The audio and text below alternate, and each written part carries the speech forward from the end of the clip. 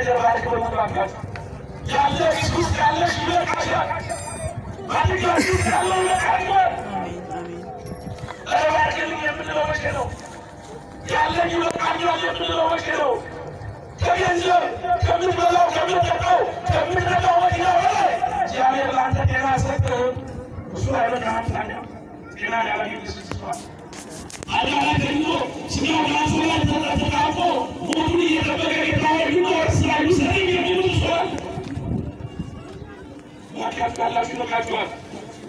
ናባቄዎች አሁኑ ለሌላ ሰው እንዴት ይናፍቃል? ያለ ነገር አይበቃል። ያለ ነገር አብሮ ይበቃል። አልጋ ባልጋ የሆነ የወንዶች ይኩረኛ ምክራውን መድኃኒዓለም ያንሳል። የምስክናውን ያንቀባልላለሁ አለው ለኢያሱ ከርሱ ረትማኛው የታመነ ጌታ በእውነት እስከ መጨረሻው ድረስ ሄደ። እሸቱን ለሙስራያኖች ጠቀሙ ከተዘራው በሉ ነገር ግን መልሰው አላዩትም ይላል። መልሰን በረከት እንድናይ ልንጸልይ ይገባል።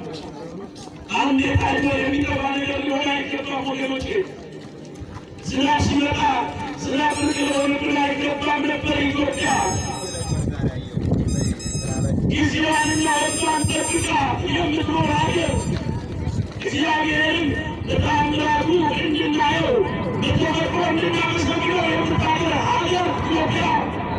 አንደኛ ቆሮንቶስ ምዕራፍ 11 ላይ ተመልከቱ። እናንተ በተቆጣ አያስገድዳችሁም ይላል።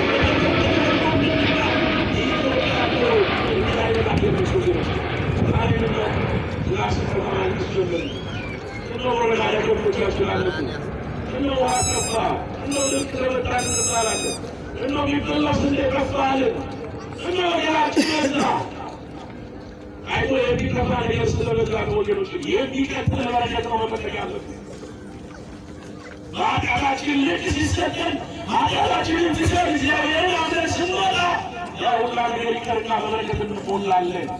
አሁን ኢያሱ የተከተሉ እነዚህ ሕዝቦች የሚኖር ተመባለላቸው ለኢያሱ እግዚአብሔር አምላክ በኢያሪኮ እነሆ አንድ ነገር አሳየው። ይህ ይላል ኢያሱ ምዕራፍ 5 ቁጥር 13 ላይ ኢያሱ በኢያሪኮ አጠገብ ሳለ ዓይኑን አንስቶ ተመለከተ። ዓይኑን አንስቶ ምን አለ? እንደባላክ በኋላ አላችሁ ለሚዝመሩ እንደባላክ እናንተ ዝመሩ በኋላ እንደባላክ